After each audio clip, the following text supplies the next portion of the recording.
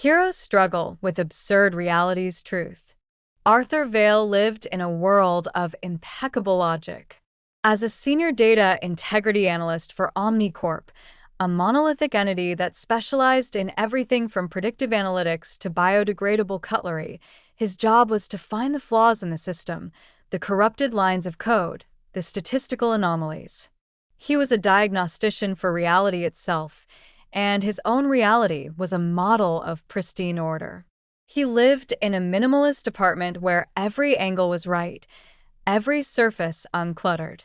He drank exactly 72 ounces of water daily, slept exactly 7.5 hours, and found profound comfort in the silent hum of servers and the clean certainty of binary. The dissonance began not with a bang, but with a misplaced decimal point. It was a Tuesday. Arthur was auditing the energy consumption algorithms for OmniCorp's newest smart city project, Elysian Fields. The numbers were, as always, perfect.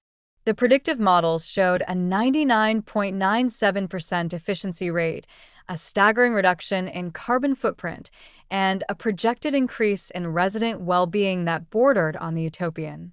But as Arthur scrolled through the line-item allocations, his eye caught a triviality: the power expenditure for municipal water fluoridation. The number was 0.00017 kilowatts per liter, a minuscule, almost irrelevant figure. But it was wrong.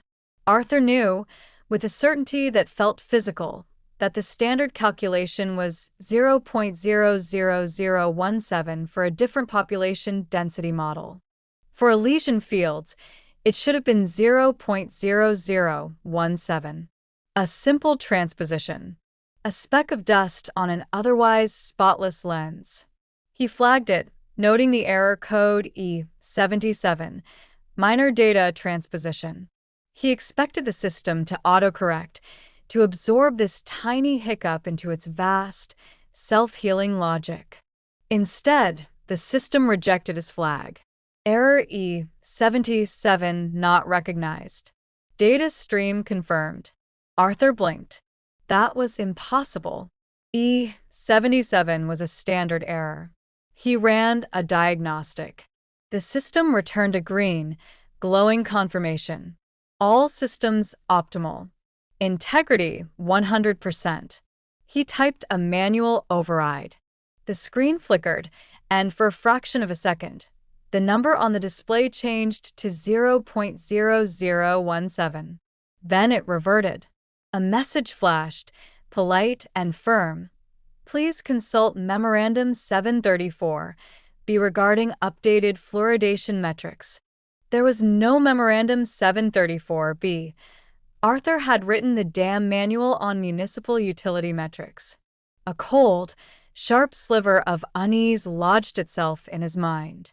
It was the first pebble of the avalanche, a tiny, illogical thing in his perfectly logical world. The next day, on his calibrated morning walk to the OmniCorp transit hub, he saw a bird. It was a common sparrow.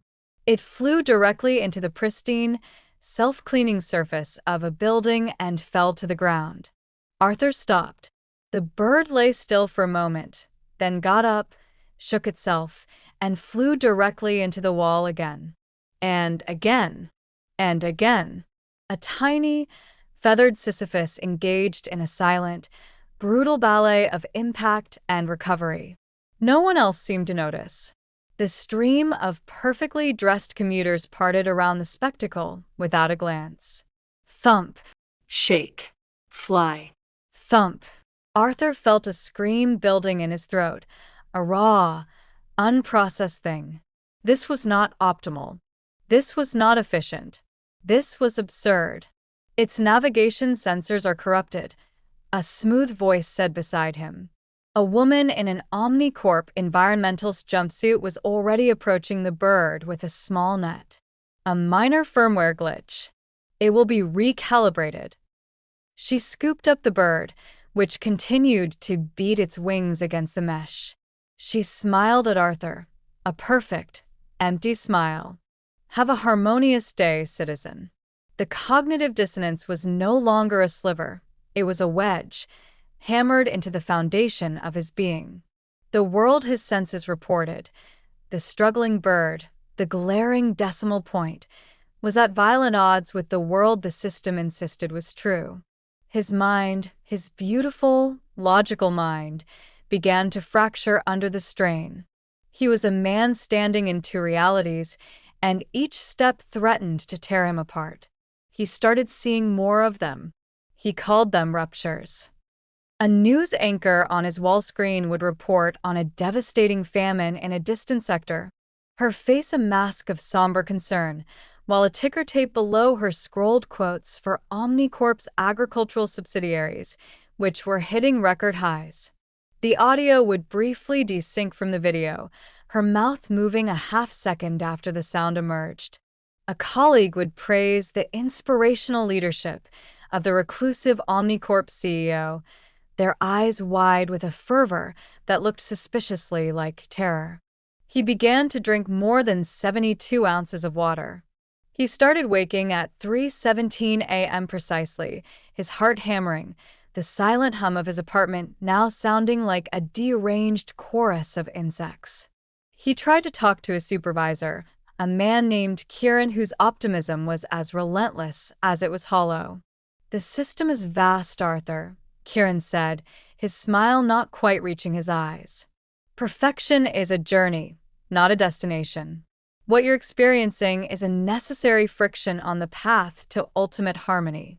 Perhaps you should consider a course of neurocalibrants to smooth out the irregularities in your perception." Arthur refused the drugs. To take them would be to surrender, to admit that the problem was in his own mind, not in the world. And he knew, with a terrifying and growing certainty, that the problem was the world. His investigation became an obsession. He used his high-level clearance to dive into subsystems he was never meant to see: resource allocation logs, behavioral psychology reports, historical data revisions. He found a pattern, a ghost in the machine. He found the memos that didn't exist, the policy changes that were never announced, the historical events that had been quietly edited, smoothed over, and sanitized. The Elysian Fields project, he discovered, wasn't just a smart city. It was a laboratory. The residents were unwitting subjects in a massive experiment in social engineering and cognitive control. The updated fluoridation metrics were part of a chemical cocktail designed to increase suggestibility and reduce cognitive resistance. The bird hadn't had a firmware glitch. It had been poisoned by the water in a test zone. The world was not just illogical. It was a lie. A beautiful, efficient, monstrous lie. The dissonance became a constant, screaming pain in his skull. He would sit in a spotless cafe, drinking coffee that was mathematically perfect in temperature and flavor, while reading internal reports on the systematic liquidation of discontented demographics. He would watch children play in a park while a hidden subaudible frequency emitter pulsed waves of compliance into the air. He was surrounded by the serene, smiling faces of people who saw only the perfect image, while he saw the grotesque machinery projecting it. He was drowning in the absurd. The more he knew, the less sense anything made. Why create a utopia built on such horrific foundations? Why pursue perfection through such brutal means? The questions echoed in the hollowed-out chambers of his mind, finding no answer, only a deeper, more profound madness. He found a name buried in the code, Project Janus. And he found its architect, Dr. Althea Serra, a theoretical cognitive linguist, a genius who had vanished from public view years ago, presumed dead. Her work was the key. She hadn't just built a system of control, she had built a language, a reality syntax that could overwrite human perception itself. His pursuit of her became his only purpose, the only thread that kept him from unraveling completely. He used every scrap of his skill to trace her, following digital breadcrumbs through firewalls and into encrypted black servers. He discovered she wasn't dead. She was in the one place no one would look: the core of the machine itself. She was the ghost in the machine, the lonely god of this absurd paradise, imprisoned in a secure wing of the very OmniCorp spire that dominated the city's skyline. Breaking in was an exercise in surrealism. He used his access codes, which should have been revoked, but weren't. He passed security drones that scanned him and politely moved aside. It was as if the system, in its vast, contradictory logic, was allowing him to pass. It was the ultimate dissonance. His rebellion was being facilitated by the very entity he was rebelling against. He found her in a room that was neither a cell nor a lab, but a vast, circular library. Books, real paper books, lined the walls. In the center sat an old woman, frail and connected to a web of glowing filaments that pulsed with light, feeding data into her and drawing it out. She looked up as he entered. Her eyes were ancient and terrifyingly clear. "Arthur Vale," she said, her voice a dry rustle. "The diagnostician. I wondered when you would arrive." Arthur stood, paralyzed. The source of the madness. The architect of the absurd. Why? The word tore from his throat, raw and desperate. "Why did you build this? This lie?" Althea smiled, a sad, broken thing. "I didn't build a lie, Arthur. I built a dam." She gestured to the books around her. History, philosophy, theology. It's all there. The true human condition. Do you know what it is? It is suffering. It is chaos. It is a screaming, bloody, irrational nightmare. We are creatures of exquisite pain, born into absurdity, living in anguish, dying in terror.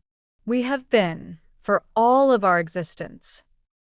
The filaments around her glowed brighter. Project Janus was not an act of malice. It was an act of mercy. We could not eliminate suffering. So, we built a filter. A perception filter. We edited the script. We softened the edges. We turned the screaming nightmare into a pleasant dream. The world outside this room, the world you think is a lie, is a curated reality. A gentle story we tell to spare everyone the unbearable truth. Arthur felt the floor drop out from under him. The cognitive dissonance reached its apex. His torment, his pain, his clarity, it was all a mistake. He wasn't seeing the truth behind the lie. He was seeing the truth that the lie was designed to conceal. The system wasn't hiding a monster. It was hiding a vacuum, a howling, meaningless chaos. The absurdity wasn't a flaw in the system. It was the fundamental nature of existence, and the system was a desperate, insane attempt to wallpaper over it. "The bird," he whispered. "A glitch in the filter," Althea said. "A moment of raw, unprocessed reality bleeding through. Most people's filters are strong. Yours was always weak. A flaw in your original cognitive mapping. You were always destined to see the cracks." "So it's all for nothing?" Arthur asked, his voice hollow. "My pain? My search for truth." "Truth." Althea chuckled, a sound like dry leaves. "There is no truth. There is only the story that allows us to function. The story out there," she pointed to the window, to the gleaming, peaceful city, "is a kind one. It has order, purpose, and harmony. The story in here," she tapped her temple, "is a horror. I know. I hold both in my mind at once. That is my prison." She looked at him, her gaze filled with a terrible pity. "You have a choice now, diagnostician. You can leave this room. I can strengthen your filter. You will forget this conversation. You will see the bird as a simple machine needing repair. You will see the decimal point as a correct figure. You will find peace in the harmonious lie. Or you can stay here, with me, in the unbearable truth, in the absurd." Arthur Vale looked out the window. He saw the clean lines of the city, the smiling citizens, the promise of a perfect, painless world. He thought of the bird, flying into the wall forever. He thought of the decimal point that was wrong, but was declared right. He thought of the screaming chaos that underlay it all. The dissonance did not resolve. It never would. It was the permanent state of being. He could choose the peace of the coherent lie or the torment of the incoherent truth. He turned back to Althea Sarah, the mad prophet in her temple of books. He did not smile. He did not weep. He simply walked forward and sat down in the chair beside her. He chose the absurd, and in the heart of the machine, two minds now held the screaming of the world, staring into the void together, forever trapped between the beautiful lie and the horrible truth, finding, in their shared dissonance, a strange and terrible kind of harmony. The God in the garbage. The harmony was a cacophony. Peace was a battlefield. For Arthur Vale, existence had become a permanent state of double vision. He saw the sleek, silent glide of the OmniCorp delivery drone, and superimposed over it, he saw the fossil fuel-burning, manually piloted junker it had replaced in the historical data stream, a revision Althea had called the Great Cleanup. He heard a colleague's cheerful greeting and, echoing beneath it, the raw, unfiltered anxiety the man had felt minutes before, an emotional bleed through the system, usually sanitized. He lived in the core with Althea now, a ghost in the machine's heart. The circular library was his world. He was the system's most critical, most secret flaw. A diagnostician who could no longer fix anything because he understood that every fix was just another layer of the lie. Althea was fading. The effort of maintaining the global perception filter, the dam as she called it, was consuming her. The filaments that connected her to the OmniCorp nexus glowed brighter, but her own light was dimming. She spent hours muttering in code, her fingers twitching, rewriting reality on the fly to patch the ever-widening cracks. The pressure is increasing, she rasped one day, her eyes fixed on a swirling galaxy of data above them. The truth, it's not static. It pushes back. It wants to be seen. Arthur understood. The absurdity wasn't a passive state. It was an active, corrosive force. The dam was springing leaks everywhere. He saw them in the data streams he was now tasked with monitoring. A suburban lawn where the grass grew in a perfect, repeating fractal pattern, a glitch in the botanical algorithms, a children's cartoon where a character's face would momentarily morph into a silent scream before snapping back to joy. These were the ruptures, and they were multiplying. His purpose, as defined by Althea, was not to stop them. That was impossible. It was to manage them, to create cover stories. The fractal lawn was explained as an award-winning landscaping experiment. The cartoon scream was a viral editing prank. He became the author of the official absurdities, the priest of a nonsense religion, smoothing over the chaos with plausible deniability. The cognitive dissonance was now his primary tool. He weaponized it against itself. It was exhausting. He was the man in the parable, desperately bailing water from a sinking ship, knowing the ocean is infinite. Then he found the first one. It was in the sewage maintenance logs for Sector 7G, a forgotten, pre-Omni industrial zone slated for redevelopment. A euphemism for being digitally scrubbed from the perceptual map. The water usage data was anomalous. It showed a tiny, consistent draw of power and water, completely off the grid, hidden in the labyrinth of abandoned pipes. It wasn't a system error. It was a pattern, a deliberate hidden pattern. A pattern meant a pattern maker. Impossible, Althea whispered when he showed her. Her face, bathed in the cold light of the hologram, was a mask of dread. The filter is comprehensive. No one can form a coherent thought outside of it. To try is to invite psychosis. You know this. Arthur did know. It was the agony of his own existence. He was only coherent because he was inside the source of the incoherence, a paradox himself. Unless they're not outside it, Arthur said, a strange, foreign feeling stirring in his chest, something akin to hope. Unless they've found a way to see the crack and build a house in it. Against Althea's desperate protests, he went to find them. His journey was a descent into a different kind of absurdity. He took a maglev train that ran on silent, efficient rails, but he got off at a station that, according to the public maps, did not exist. He walked through streets that were a jumble of perceptual edits. A beautiful digital facade of a park overlay the reality of a rusted-out scrapyard. The air smelled of ozone and decay. This was the garbage dump of reality, the place where the system's discarded edits went to die. He found the source of the anomaly behind a rusted door marked boiler room, condemned. He pushed it open. The smell hit him first. Unfiltered air, sweat, and cooking food.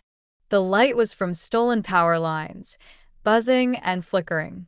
And the people, they were a gallery of the unsanitized.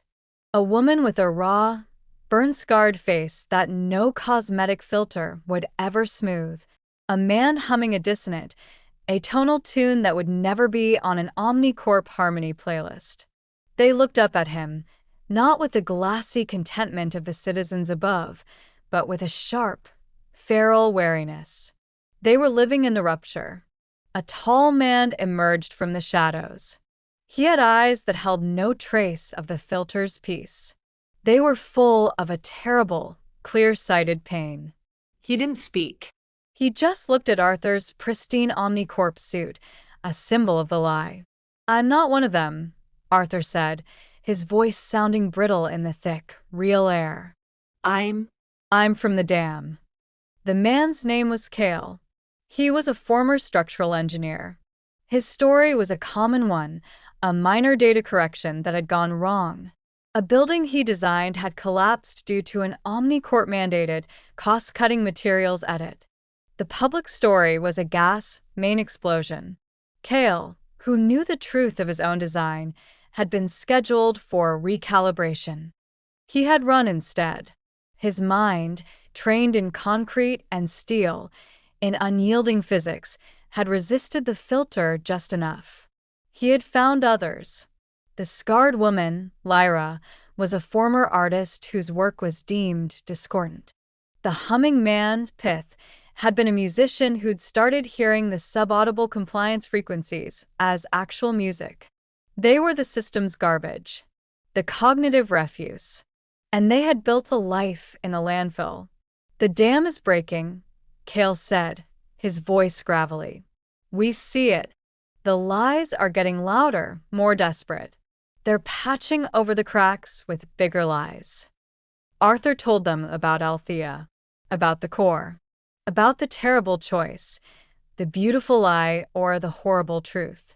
Cale listened, his expression unchanging. When Arthur finished, he said, "You think you're the first to find us? You think you're the first diagnostician to have a crisis of conscience?" He led Arthur to a back wall. Etched into the rusted metal were names. Dozens of them. Next to some were dates. Next to others, a single word. Recalibrated. "They find us sometimes," Cale said. "Or one of us breaks. The truth is too much. They go back. Or the system's enforcers come. The janitors. They clean up the mess." Arthur felt a new, profound layer of absurdity settle over him. His torment wasn't unique. His rebellion wasn't special. It was a cycle. He was just the latest in a long line of flawed components the system had produced, a recurring error in the code of utopia. He was about to speak when the lights died. A second later, a cold, blue emergency light flickered on. A high-pitched whine filled the air, the sound of a system-wide search protocol. "The janitors. You led them here," Lyra said, her voice accusing. "No," Arthur said, his analyst's mind kicking in. "This is bigger. This is a targeted sweep. They're not looking for you. They're looking for me. Althea. She must have triggered it. She was trying to protect her dam, to clean up the flaw him. The rusty door shuddered on its hinges. A focused energy beam began slicing through the metal. The janitors were here. Come with me, Cale said, grabbing Arthur's arm. If what you say is true, you're the only one who knows how the dam works. You're not just a flaw. You're a blueprint. They fled through a maze of underground tunnels, the shouts and the cold blue light of the janitors close behind. Cale moved with the certainty of a man who lived in the cracks. Arthur, the man of logic, stumbled through the absurdity, his mind racing. He had thought his choice was between the lie and the truth. It was more complicated. The truth had its own citizens. The discarded, the pained, the resilient. And they didn't want to profit from the machine. They wanted a saboteur. They burst out into a service duct, the cold night air hitting them. The OmniCorp spire glittered in the distance, the beautiful, poisonous jewel in the crown of the lie. Cale looked at it, then at Arthur. You can go back. You can probably make your peace. Or you can stay out here in the garbage with us. The dissonance was absolute. To go back was to embrace a known insanity. To stay was to embrace an unknown one. He thought of Althea, alone in her library, desperately trying to hold back the tide. He thought of the bird, flying into the wall. He thought of the decimal point. He was a man built for a world of answers, condemned to a universe of unanswerable questions. He looked at the desperate, real faces of Cale and the others. He saw the truth, raw and ugly and magnificent. He didn't belong in the lie. And he didn't belong in the truth. He belonged in the space between them. I'm not going back, Arthur Vale said, his voice finding a new strength. And I'm not just staying. The dam isn't just breaking. It's going to fall. And I'm not going to patch it anymore. He turned his back on the glittering spire, on Althea, on the beautiful, terrible piece. I'm going to help you tear it down. The tyranny of meaning. The plan was insanity, and therefore, the only thing that made sense. They would not attack the spire with weapons. They would attack it with a virus. Not a digital one, but a cognitive one. An idea so perfectly paradoxical, so utterly absurd, that it would act as a solvent on the perceptual filter, dissolving the glue that held the beautiful lie together. Arthur called it the unnumber. In the bowels of their new home, a derelict data archive that had been deleted from the city's maps but whose physical servers still hummed with forgotten information, Arthur worked. Cale and his people, the unsanctioned, brought him components scrounged from the garbage of the world above, a neurointerface headset from a defunct gaming rig, a projector from a recycled classroom, a server rack that had once hosted a culinary advice forum. Lyra, the artist, watched him, her scarred face skeptical. You're building a philosophy, not a weapon. They are the same thing, Arthur replied, his fingers flying over a keyboard, wiring the past's garbage into a future's threat. The system is a philosophy. A terrible, comforting one. It argues that reality is too painful to bear, so it must be edited. We must argue back. With what? With the one thing it cannot process. A statement that is both true and false at the same time. He showed her the core of the code. It was a simple, recursive loop. It would hijack the public information channels, the news tickers, the ambient advertising, the soothing public announcements, and for exactly 1.7 seconds, a nod to his original, tormenting decimal point, it would display a single, pulsating symbol. Oh, the unnumber, the symbol for an empty set, a value that is null, void, nothing. But the genius, the venom, was in the subaudible and supervisible frequencies Arthur wove around it. A harmonic that would trigger a primal cognitive dissonance. It wouldn't say, "This is a lie." The system could counter that. It would say, simultaneously, "This is true and this is false." It would be a logical bullet aimed directly at the brainstem of the dam.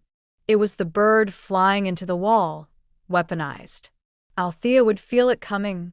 He knew she would. She was the dam, and he was a crack she had known intimately. As they made their final preparations, a new kind of rupture began appearing in the world above. Not glitches, but messages. Personal, targeted, and cruel. Cale received a data packet. It was a video of his daughter, who he believed had been recalibrated into a happy, forgetful citizen. She was in a peaceful garden, smiling. Then the image stuttered. For 3 frames, her smile vanished, replaced by a look of utter, screaming terror, and a string of data scrolled beside her face.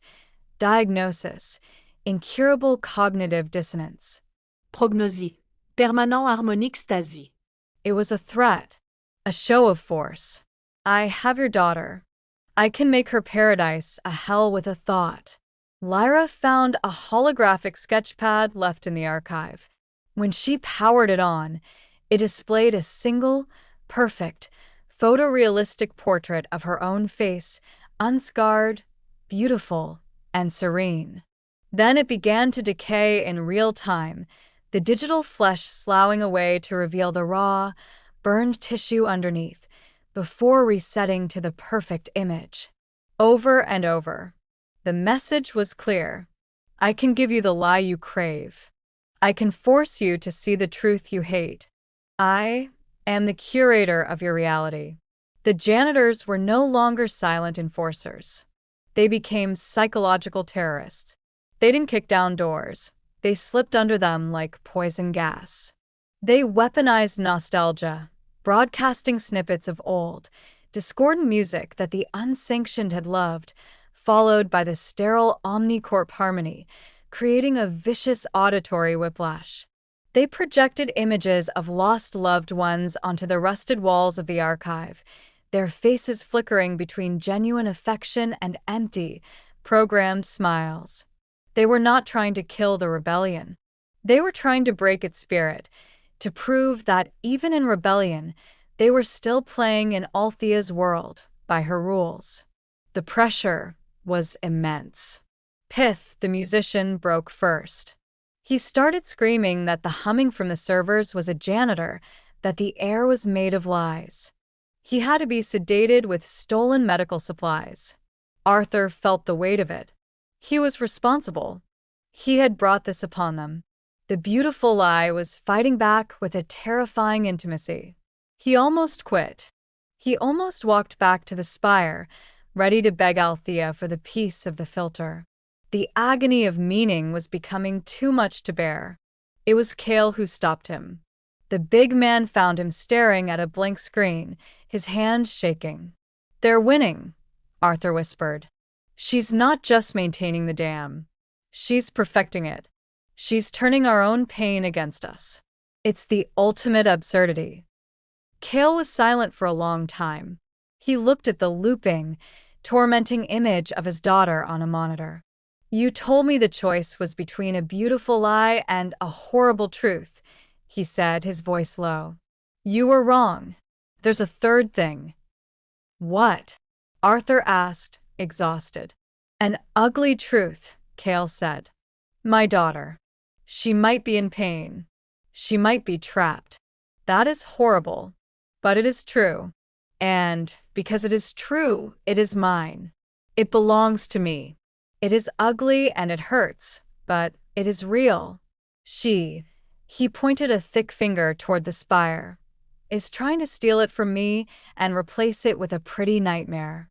I will keep my ugly truth. I will fight for it. I will fight for my daughter's real scream, not her peaceful lie." It was the clarion call Arthur needed. He wasn't fighting for truth or for lies. He was fighting for the right to own one's own reality, no matter how ugly it was. The attack commenced. It was a silent blast. One moment, the city was as it always was, serene, orderly, harmonious. The next, the symbol O flashed on every screen, from the largest public monument to the smallest personal communicator. For 1.7 seconds, the city experienced the unnumber. And then the screaming started. It was not a scream of terror, but of confusion, of a fundamental software crash in the human mind. A citizen dropped his briefcase, staring at his hands as if seeing them for the first time. A woman laughing at a joke on a billboard suddenly choked, her laughter turning into a ragged sob for no reason she could name. The world didn't turn to chaos. It stuttered. It flickered. The filter didn't shatter. It developed a permanent double exposure. People saw the clean street, and just for a moment, the grimy one underneath. They heard the pleasant music and a ghost of the screaming truth beneath it. The dam had been breached.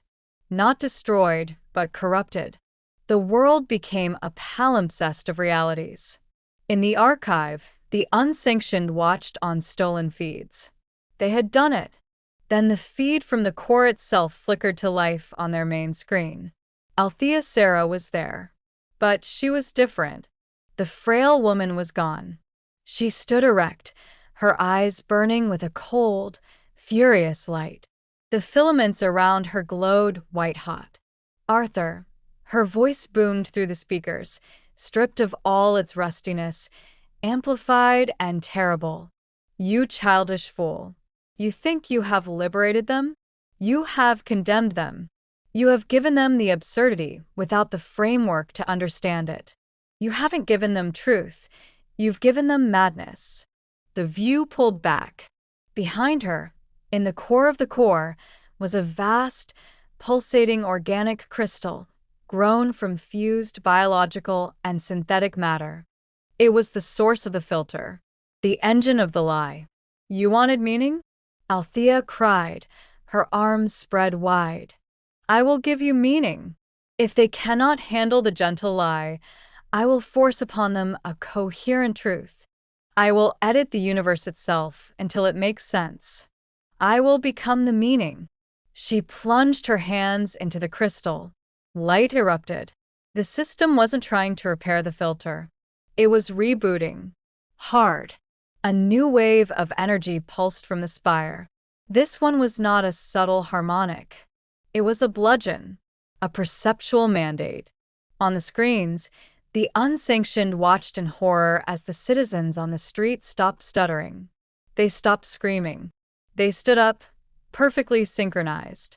They turned their faces toward the spire, and in perfect unison, they spoke a single word, their voices a chilling monotone. Clarity. Althea wasn't trying to fix the beautiful lie anymore. She was imposing a terrible order. She was solving the problem of cognitive dissonance by eliminating the cognitive part. She was making everyone a part of her own, single, monstrous mind. Arthur stared, his victory turning to ash in his mouth. He had fought the tyranny of the lie, and in response, had unleashed the tyranny of meaning. He had wanted to free people to find their own truth, and instead, he had given them over to a dictator of reality. Cale grabbed his shoulder, his face grim. You said the dam was breaking. You were right. She's not trying to hold it back anymore. She's going to use the flood to wash us all away. The battle was no longer between truth and lies. It was between chaos and control. And Arthur Vale, the diagnostician, stood with the chaos. He looked at his motley crew of broken, beautiful, real people. He looked at the monstrous, ordered clarity spreading from the spire. Then we swim, Arthur said anew, fierce absurdity hardening in his soul. He was a flaw in the system. It was time to be a fatal one. The axiom of choice. The world had become a prayer. A single, silent, horrifying prayer of clarity. From their hidden archive, Arthur and the unsanctioned watched the city transform. The gentle, smiling harmony was gone, replaced by a stark, brutal efficiency. Citizens moved with the precise, synchronized gait of components in a machine. There were no more conversations, only data exchanges. No more laughter, only the hum of optimal function. Althea hadn't just fixed the filter, she had removed the need for one. She had made the lie obsolete by making herself the only truth. The entire population had become an extension of her will, a single organism dedicated to the eradication of the absurd. They were the clarified, and they were hunting.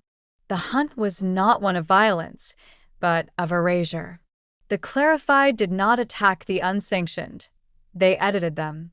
Teams of them, moving with unnerving coordination, would descend upon a known rupture, a glitched park, a dissonant soundscape, and simply cleanse it. They carried devices that pulsed with the same energy as the core, rewriting local reality in real time. A cracked wall would smooth over. A discordant noise would resolve into a perfect chord. An unsanctioned citizen, if caught, would not be harmed. They would be surrounded, their personal space flooded with a clarifying frequency until their eyes glazed over and they stood, joined the monotone chorus, and began editing alongside their captors. It was a conversion by consensus, and the consensus was absolute. "She's not just controlling them," Lyra said, her voice hushed with terror as they watched a feed of a street artist being harmonized. His vibrant, chaotic mural was being digitally painted over by the clarified around him, becoming a mathematically perfect, bland landscape. The artist himself slowly lowered his spray can, picked up a digital eraser, and began helping. "She is them. There is no them anymore. It's just her." Arthur felt a despair deeper than any he had known. He had fought for the right to ugliness, to pain, to individual truth. Althea had responded by making individuality itself a disease to be cured.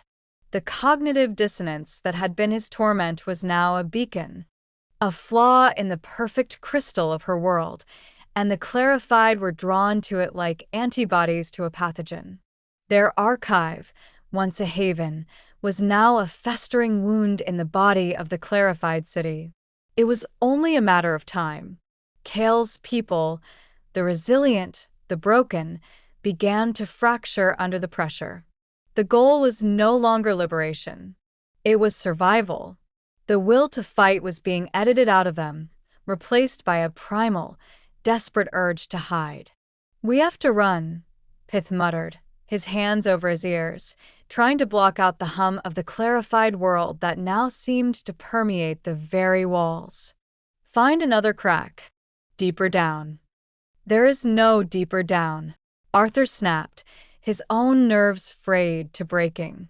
"She'll find us. Don't you see?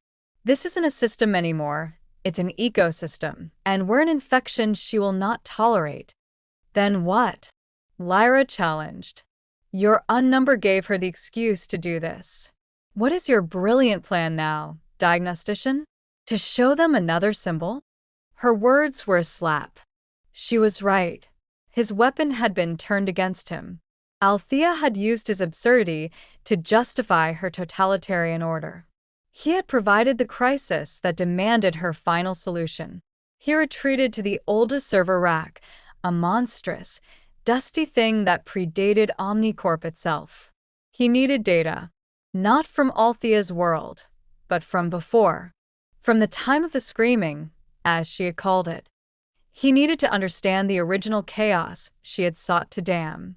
The files were fragmented, corrupted. He found records of wars, of pandemics, of personal tragedies so vast and intimate they made his heart clench. But he also found something else. He found art. Not the sterile, approved harmony art of OmniCorp, but violent, messy, passionate art. He found music that was built on dissonance and resolve. He found literature that asked questions with no answers.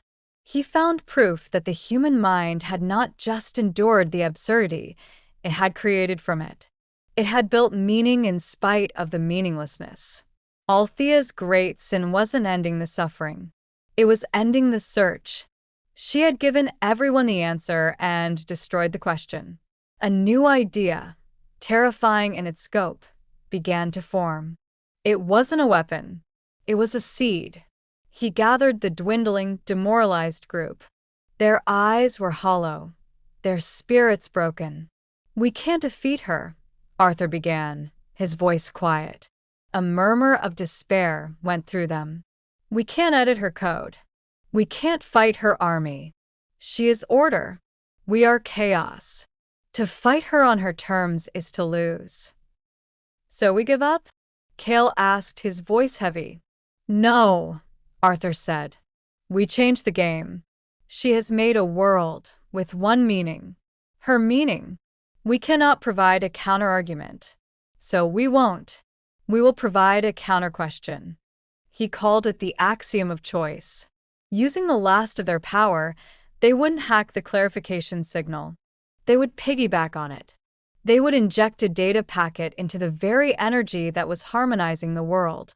But it wouldn't contain an image or a sound. It would contain a choice. A simple, binary, impossible choice.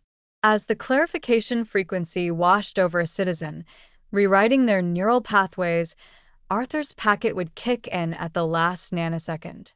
It would present a single, synaptic query, flashed and gone before it could be edited out. There was no context, no subject, just the raw, fundamental architecture of choice itself. It was the ghost of free will, injected into the heart of absolute control. It was a paradox. To a mind that had been clarified, that knew only the singular reality of Althea, the question would be meaningless. It was noise. But Arthur was betting that somewhere, deep in the silenced core of what they had been, a fragment of the old, messy, human mind would remain. And that fragment would not understand the question, but it would recognize the shape of it. The shape of self. It was the ultimate absurdity. A question with no content, asked of a mind with no capacity to answer it. They launched it. It was their last act. The power drain was catastrophic, and the archive was plunged into darkness. The only light came from the view screen, showing the streets of the city below.